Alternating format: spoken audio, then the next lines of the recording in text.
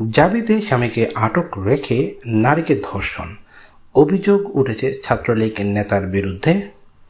চলুন আমরা বিস্তারিত বিষয়টি জেনে নিই। জাহাঙ্গীরনগর বিশ্ববিদ্যালয় জাবি এক দম্পতিকে ডেকে এনে স্বামীকে আবাসিক হলে আটক রেখে স্ত্রীকে ধর্ষণের অভিযোগ উঠেছে ছাত্রলীগ নেতাসহ দুজনের বিরুদ্ধে।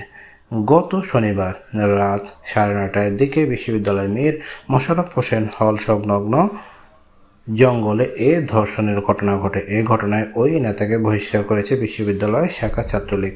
অভিযুক্ত ব্যক্তিরা হলেন বিশ্ববিদ্যালয়ে আন্তর্জাতিক সম্পর্ক বিভাগের 45তম ব্যাচের শিক্ষার্থী মোস্তাফিজুর রহমান ও বহিরাগত যুবক মামুন, যার বয়স 45 বছর। বিশ্ববিদ্যালয়ে কিভাবে 45 বছরের বয়স্ক মানুষ থাকতে পারে এবং তার বন্ধু কিভাবে বিশ্ববিদ্যালয়ের ছাত্র হতে পারে? মোস্তাফিজ মীর মোশাররফ হোসেন হলের আবাসিক শিক্ষার্থী ও বিশ্ববিদ্যালয় শাখা ছাত্রলীগের আন্তর্জাতিক বিষয়ক সম্পাদক। তিনি শাখা ছাত্রলীগের সভাপতি আখতারুজ্জামান সোহেলের অনুসারী হিসেবে পরিচিত। ঘটনার পর থেকে মোস্তাফিজ ও মামুন পলাতক। সাভার মডেল থানার পরিদর্শক আব্দুর রশিদ বলেছেন, ভুক্তভোগী থানায় উপস্থিত হয়ে ঘটনাটি জানিয়েছে। আমরা প্রাথমিক তদন্তের জন্য ঘটনাস্থলে যাচ্ছি। তদন্ত সাপেক্ষে পরবর্তী ব্যবস্থা নেওয়া হবে।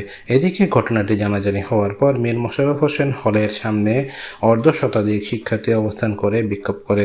এ সময় তারা ক্যাম্পাসে ধর্ষক কেন, প্রশাসন জবাব চাই, ধর্ষণ মুক্ত ক্যাম্পাস চাই, ধর্ষণের পাহারাদার হুঁশিয়ার, সাবধান ইত্যাদি স্লোগান দিয়ে থাকেন। ভুক্তভোগী ওই নারী জানান, তার বাড়ি আশুলিয়ায় জিরানি এলাকায়। তাদের বাসায় ভাড়া থাকতেন অভিযুক্ত মামুন। মোস্তাফিজের সঙ্গে মামুনের পূর্ব পরিচয় ছিল। মাঝে মধ্যে মামুন মীর মোশাররফ হলে মোস্তাফিজের কাছে থাকতেন। গত সন্ধ্যায় ভুক্তভোগীর স্বামীকে বিশ্ববিদ্যালয়ে ঘুরতে নিয়ে আসেন মামুন। তার স্বামী অভিযুক্ত মামুনকে জানান তারা কিছু আসবাবপত্র কিনবেন।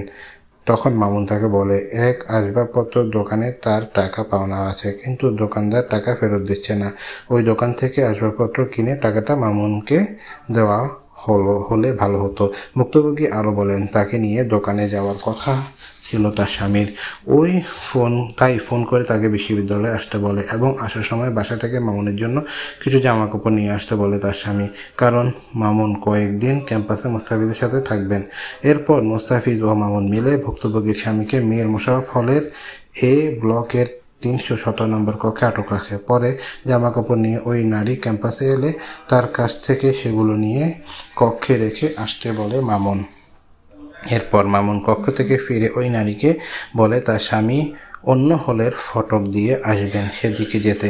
পরে তাকে হল সংলগ্ন জঙ্গলে নিয়ে মোস্তাফিজ ও মামুন ধর্ষণ করে বলে ভুক্তভোগী জানিয়েছেন। অভিযোগের বিষয়ে জানতে মোস্তাফিজের মুঠোফোনে একাধিকবার ফোন করা হলেও তিনি সাড়া দেননি। পরে আবারও যোগাযোগের চেষ্টা করা হলে মুঠোফোনটি বন্ধ পাওয়া যায়।